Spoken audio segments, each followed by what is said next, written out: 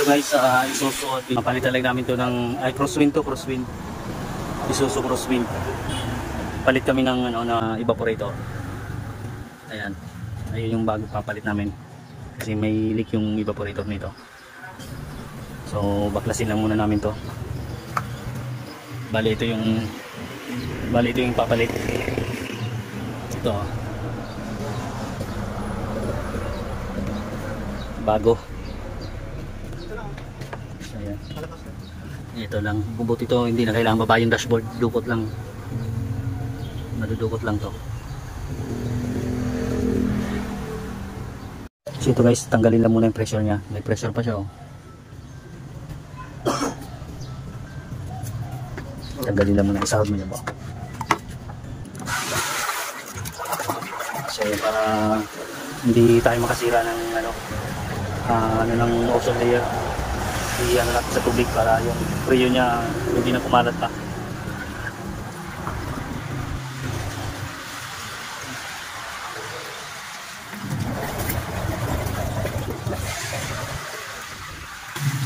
So yan guys, wala ng pressure to. Yan, zero na siya. Sige, okay na ba? So paklasin lang namin itong fittings. Fittings na lang.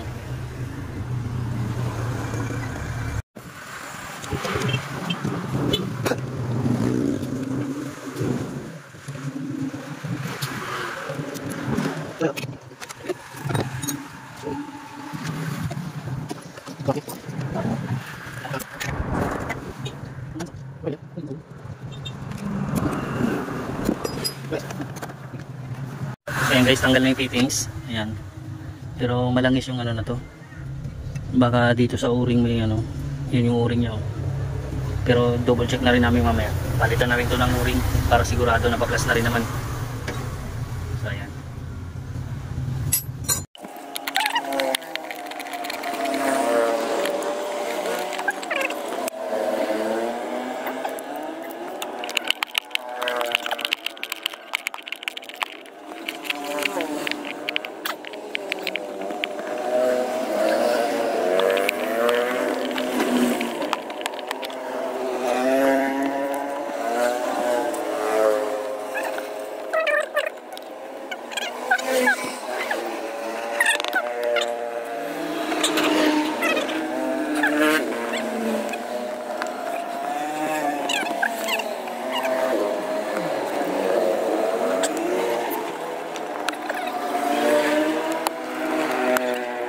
So ito guys yung evaporator oh.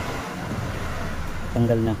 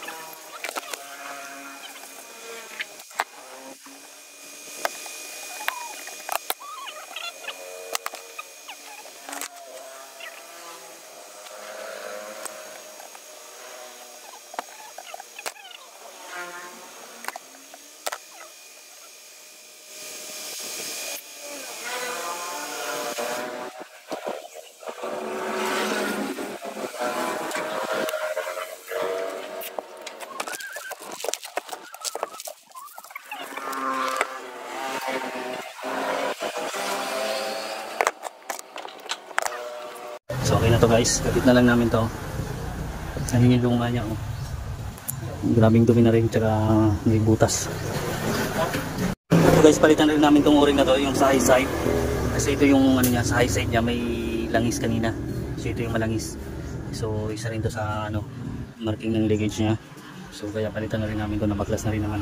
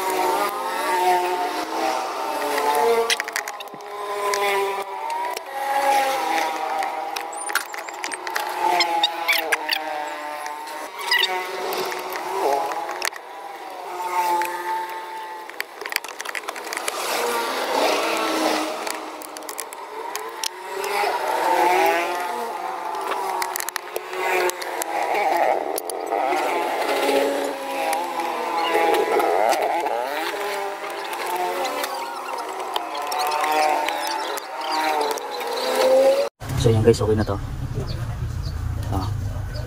Nakaka-fix na tong ano niya, evaporator niya. So pinipressurean na lang din to ng hangin, ng pressure niya para malaman kung may leak pa siya. Ito sa mga fittings.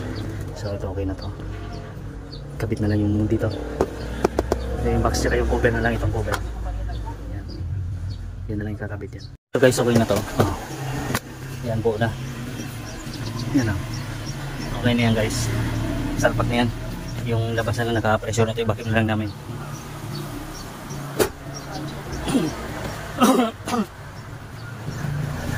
$100 lang to? 100 po. Ito 100? 100 po. Okay. Ano lang yan? So okay na yan. Vacuum, di vacuum mo, tanggalin mo yun. Tanggalin mo muna. Kasi vacuum na lang namin to. Mamaya mo nilagay.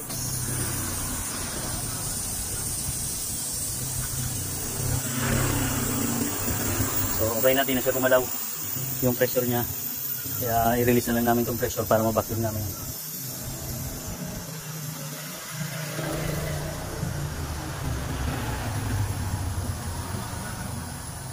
So yan, vacuum na lang namin guys. Vacuum namin kahit mga 15 minutes to 20 minutes. Mga 15.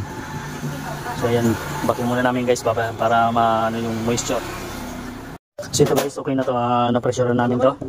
Ay, na-vacuum na namin pala to. Kakarga na rin namin yung preyon.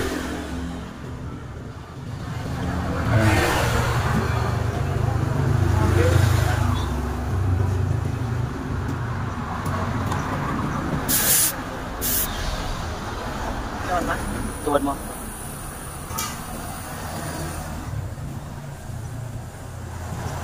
Sige pa. Tapos sama na.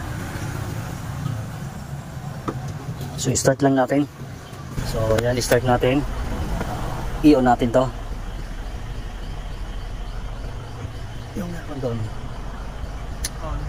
Hindi na ka-on? Yan. Isagad natin, pull natin.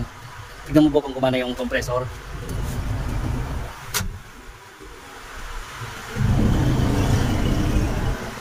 Kuha na. So, yan ako yung buksan ko rin, yun ko rin yung dual evaporator nito. So, ayan, naka-on na siya. Pa-pull lang natin. Ayan. Tapos, kompleto rin ko lang yung karga niya.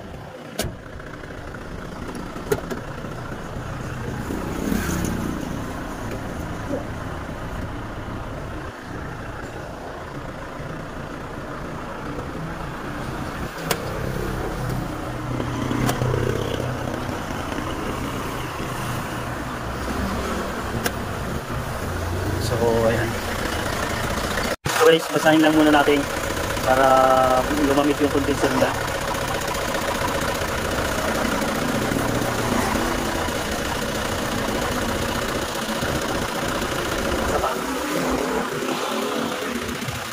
So, ito guys, okay na to. Ayan, okay na yung lamig niya, no? So, nag-return na dito sa ano, nag-sweeting na yung lamig niya, oh. Ayan, oh. Dito na sa ano, compressor niya. Nag-return na yung lamig niya. Okay na to. Ayan. So, okay na yung preyon nito. So ito guys. Ayan. Maganda na yung lamig niya. Kompleto na yung preyon niyan. Okay na yung lamig nito. So, ayan. Okay na to.